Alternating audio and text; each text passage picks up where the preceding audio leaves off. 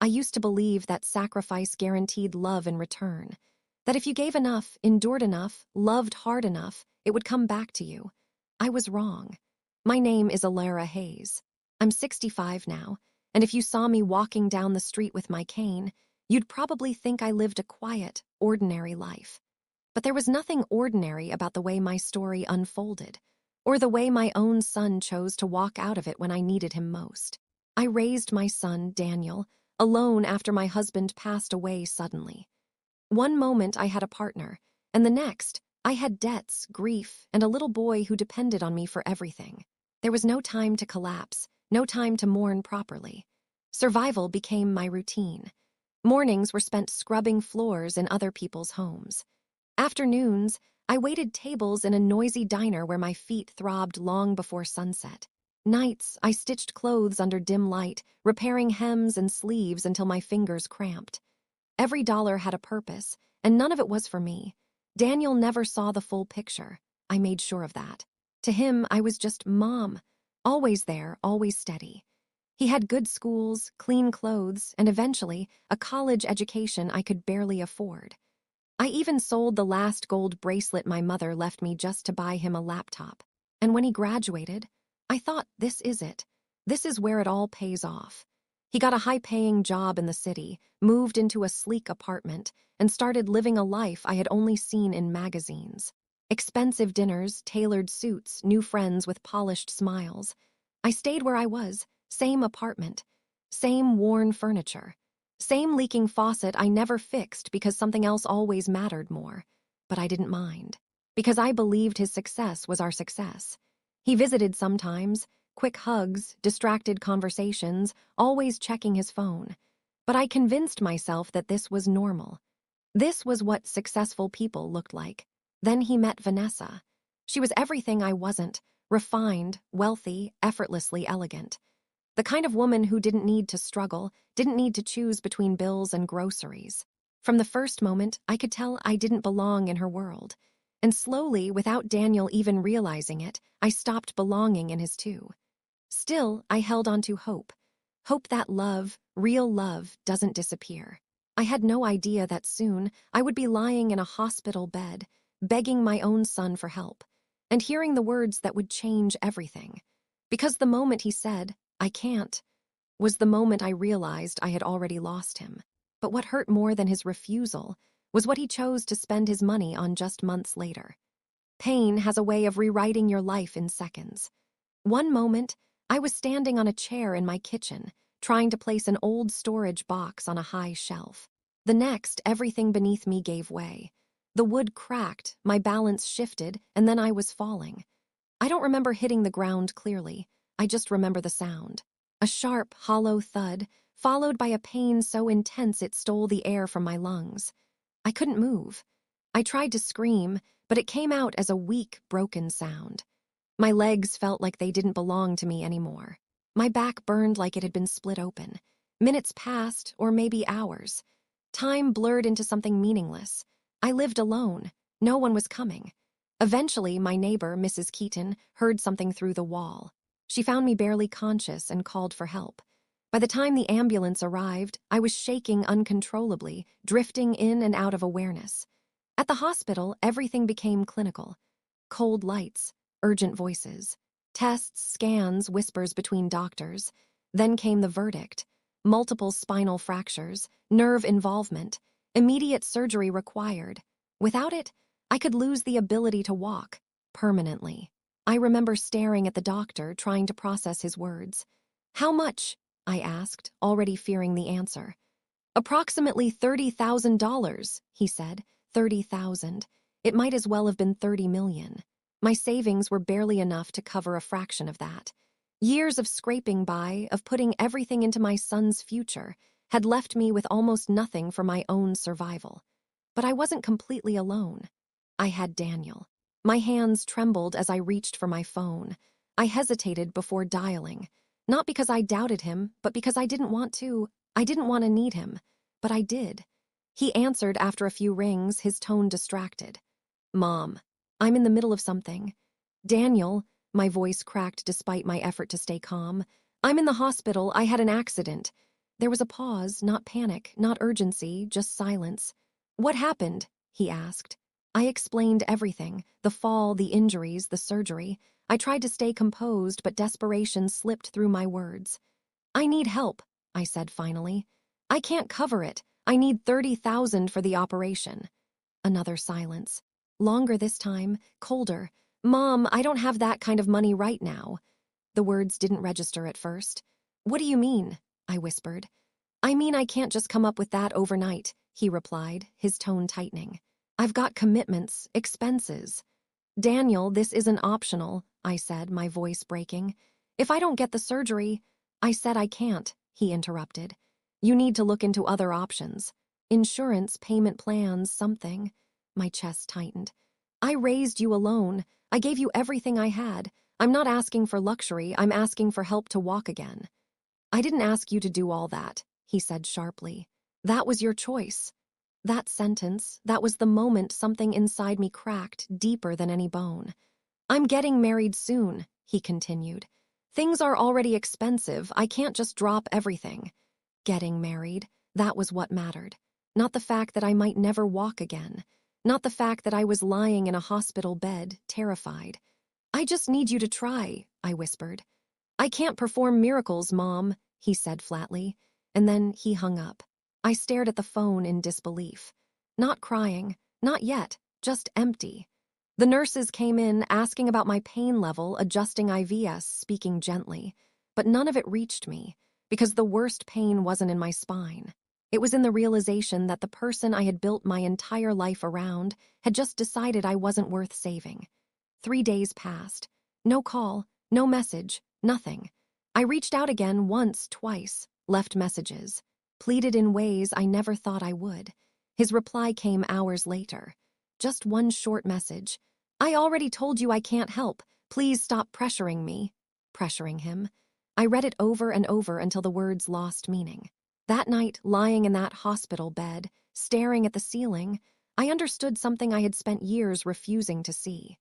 Love, when given without limits, can be taken without consequence. And my son had learned that lesson perfectly.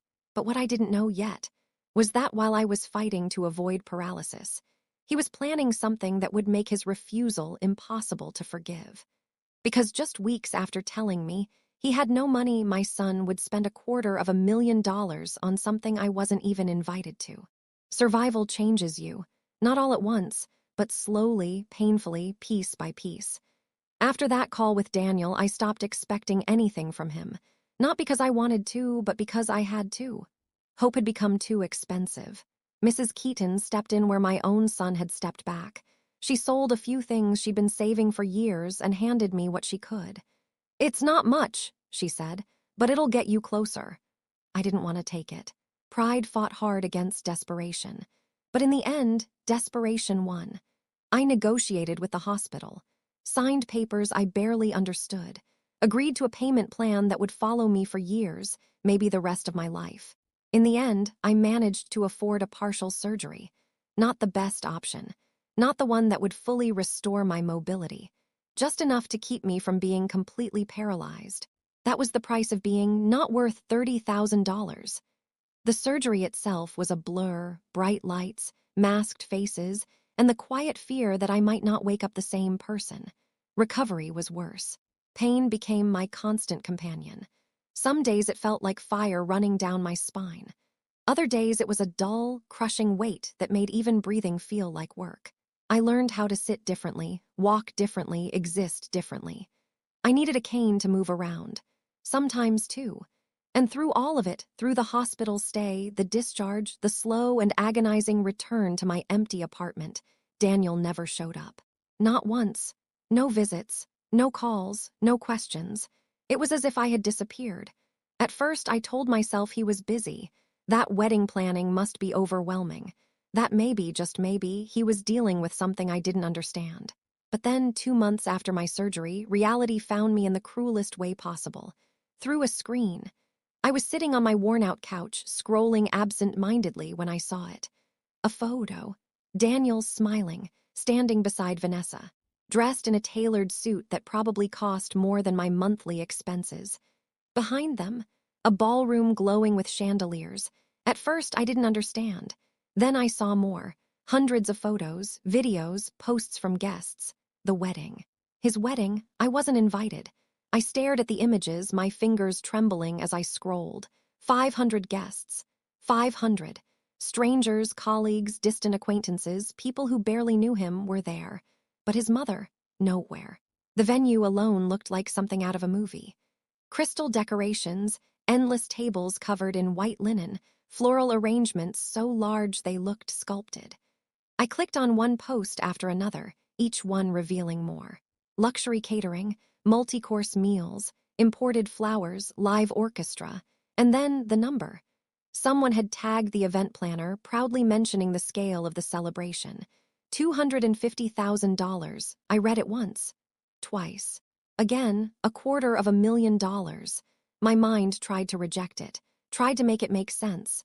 But it couldn't, because just weeks earlier, he had told me he couldn't find $30,000 to help me walk again. My chest tightened, not from pain this time, but from something deeper, something heavier. I picked up my phone and called him. This time he answered. "Mom," he said, his tone cautious. "Why wasn't I invited?" I asked. No greeting. No small talk, just the truth I needed. A pause. "It was a small event," he said. I almost laughed. 500 people is small? "It's complicated," he replied. "Vanessa has a large circle. There were expectations. And I didn't meet them," I asked quietly. "It's not like that," he said quickly. "You wouldn't have been comfortable. It's a different environment." A different environment, a different level. The same message, just dressed in softer words. "You spent $250,000 on that wedding," I said, my voice steady now. "But you couldn't help your own mother when she needed surgery." "That's different," he snapped. This was important. Important. That word echoed in my mind long after the call ended. Because in that moment, everything became clear. It wasn't that he couldn't help me. It was that he chose not to. I sat alone in my apartment, surrounded by the things I hadn't yet sold. My cane resting beside me, medical bills stacked on the table. And for the first time, I didn't cry, because something inside me had shifted. The pain was still there, but it had changed form. It wasn't grief anymore. It was understanding, cold, sharp, undeniable understanding. My son hadn't just failed me. He had measured my worth and decided I was worth less than a party.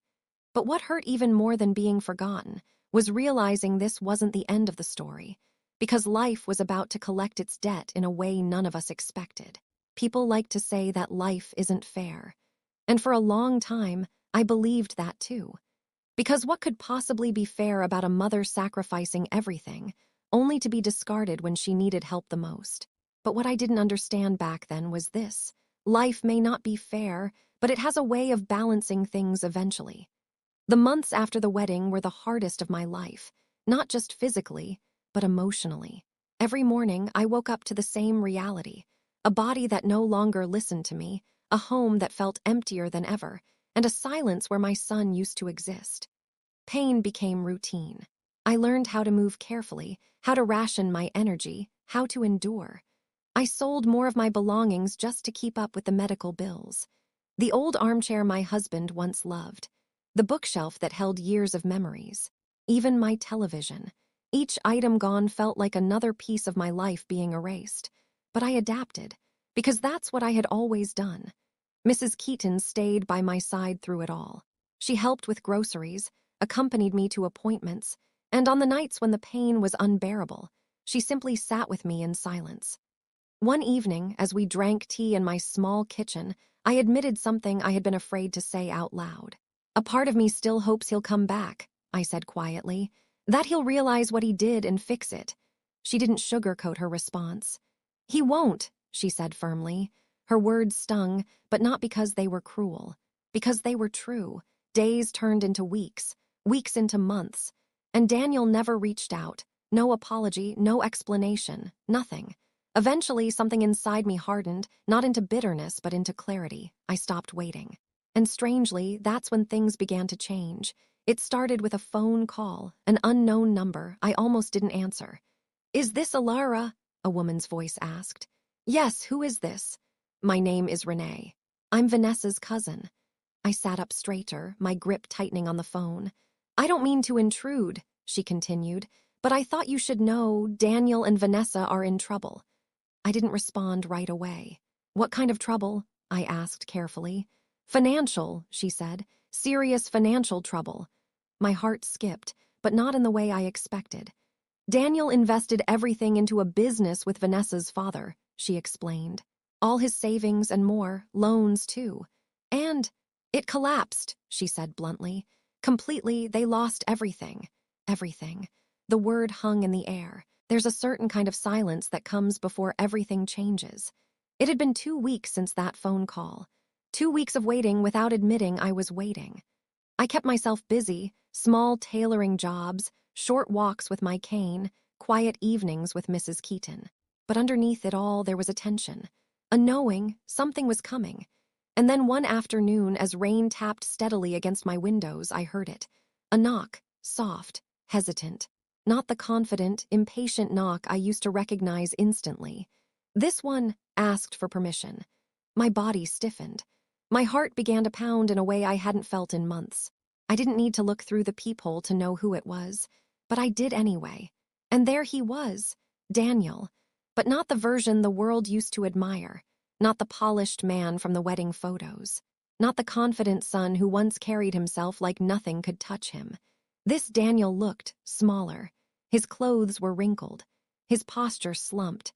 Dark circles framed his eyes, and there was something in his face I had never seen before. Defeat. Beside him stood Vanessa. Even she looked different. The effortless elegance had faded. Her hair was dull, her expression tense, her confidence replaced by something fragile and uncertain. For a moment, I just stood there, watching, remembering, and inside me, 2 voices began to argue. One whispered, "Open the door, that's your son." The other said, "Remember the hospital. Remember the silence." The knock came again, slightly louder this time. "Mom," Daniel's voice came through the door, strained and unfamiliar. "I know you're there. Please just hear me out." My hand hovered over the doorknob. I could feel my pulse in my fingertips. This was the moment. The moment everything I had gone through would either mean something or nothing at all. "Please," he said again. "We need to talk." We, not I, that word didn't go unnoticed. Slowly, I unlocked the door and opened it, but only halfway. Just enough to face them. Daniel's face lit up with relief. "Mom," I raised my hand, stopping him before he could step forward. "Say what you came to say," I said calmly. He hesitated, clearly thrown off by my tone. "This isn't something we can say out here," he replied. "Can we come in?" "No." The word came out without hesitation. Vanessa shifted beside him, glancing at him nervously. "Please," Daniel tried again. "We're in a really bad situation. Everything's fallen apart. The business—" "I know," I interrupted. That stopped him. "You know?" he asked. "Yes," I said. "I know about the investment, the losses.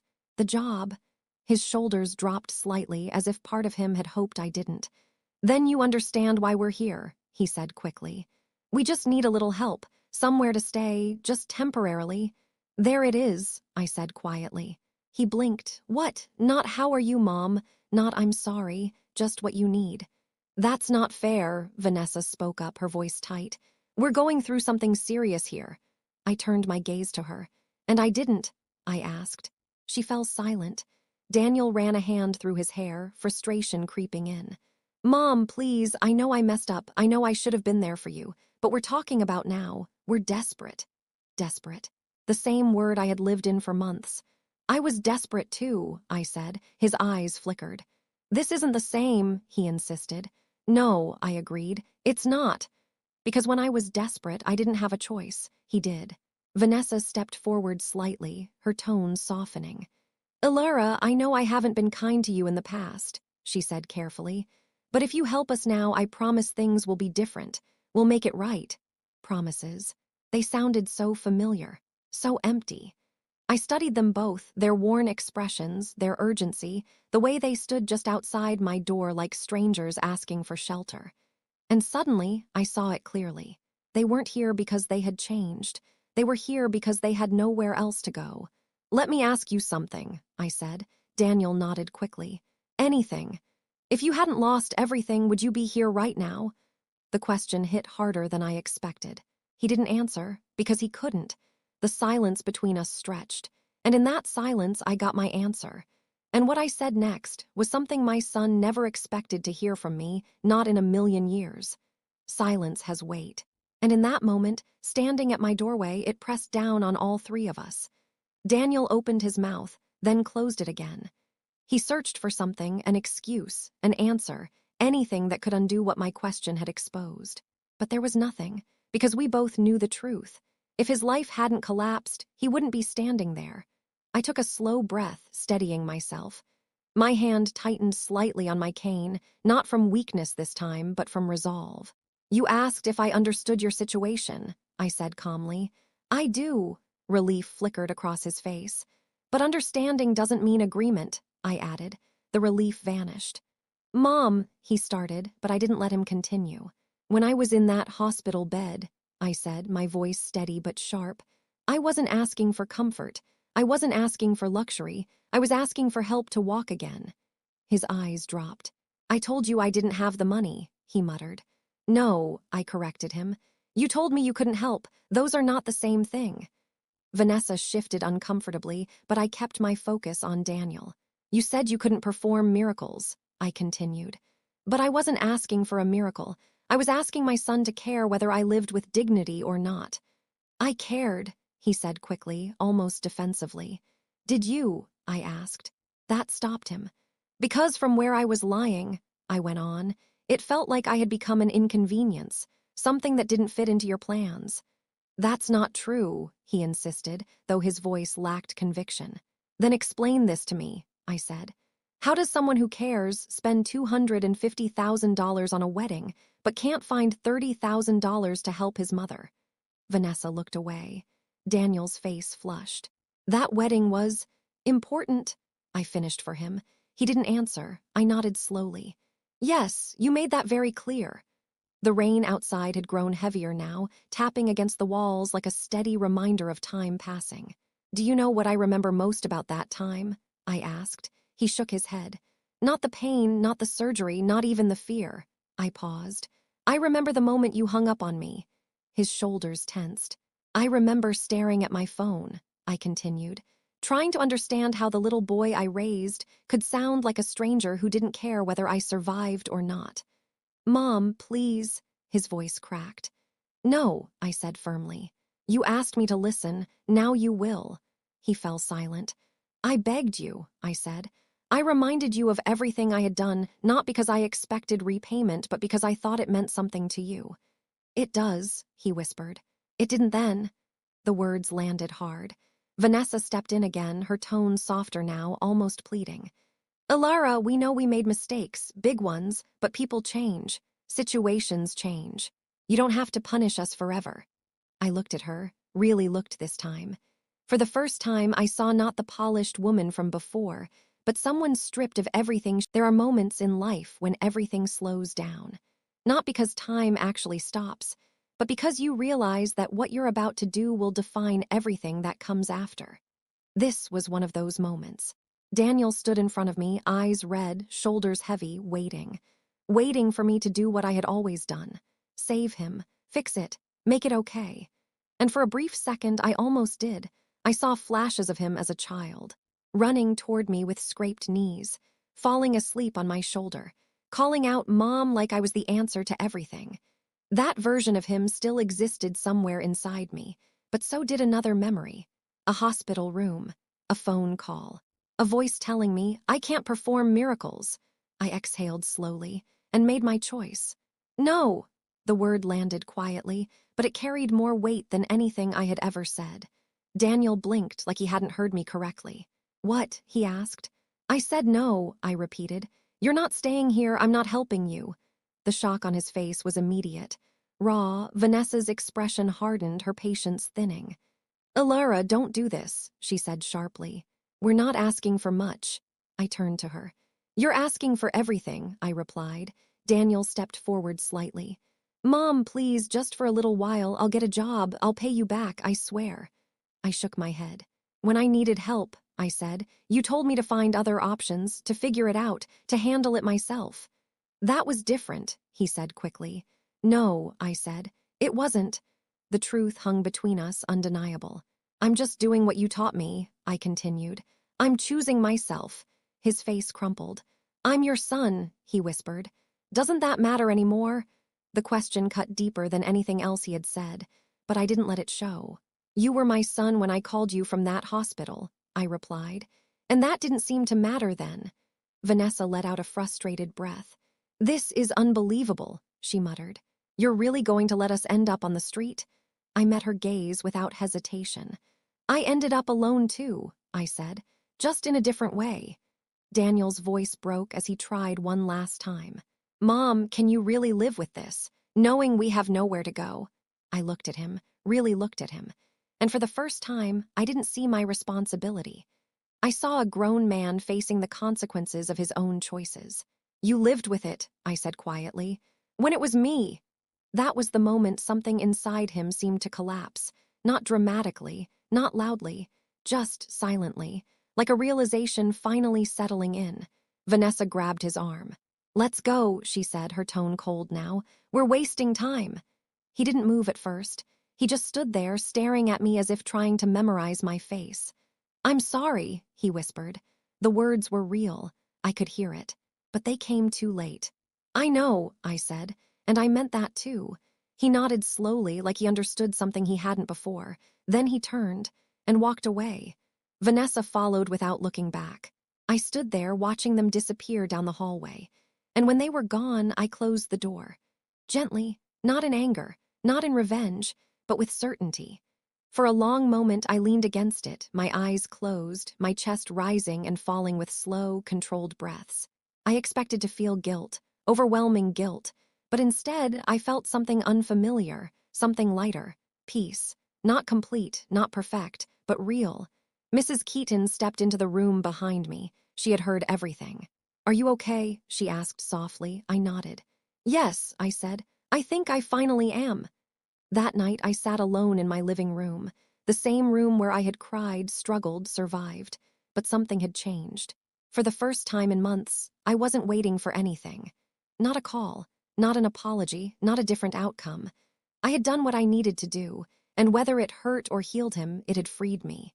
But what I didn't know yet was that this wasn't the end of Daniel's story, and not the end of mine either.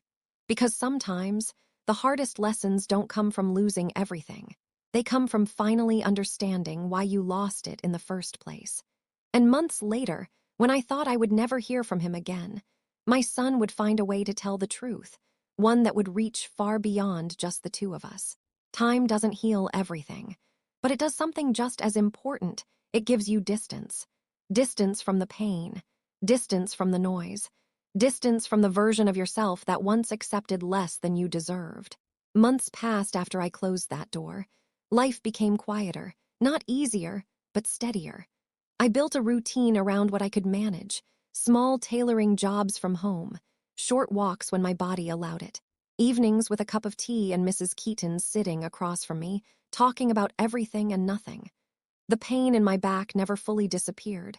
It probably never would. But I learned how to live with it without letting it define me. And slowly, something unexpected happened. I stopped thinking about Daniel every day. At first, that realization scared me. Then it didn't, because forgetting the constant ache didn't mean I had stopped loving him.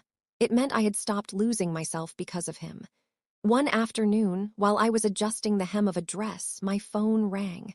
An unfamiliar number. I almost ignored it, but something made me answer. Hello, is this Alara? A calm voice asked. My name is Lydia. I'm a social worker at a local shelter. My heart skipped. Your son Daniel is here, she continued gently. I didn't speak right away. He's safe, she added quickly. But he's not in a good place emotionally. He's been asking for you. I closed my eyes briefly, steadying myself. I don't think I can help him, I said quietly. I understand, she replied. I'm not asking you to fix anything. I'm only asking if you'd be willing to hear him, just once. The request lingered, not as pressure, but as possibility. After the call ended, I sat there for a long time, staring at nothing. Mrs. Keaton found me like that. They want me to go see him, I told her. And will you? She asked. I don't know, I admitted. I'm afraid. Of what? That I'll forget everything I've learned, I said. That I'll go back to being the person who always says yes, no matter the cost. She took my hand gently. You're not that woman anymore, she said. Going doesn't mean surrendering. It just means you're strong enough to face it. The next day, I went. The shelter was nothing like the places Daniel used to exist in. No polished floors, no quiet luxury. Just worn walls, metal chairs, and a heaviness in the air that spoke of lives in transition. When I walked into the visiting room, I almost didn't recognize him.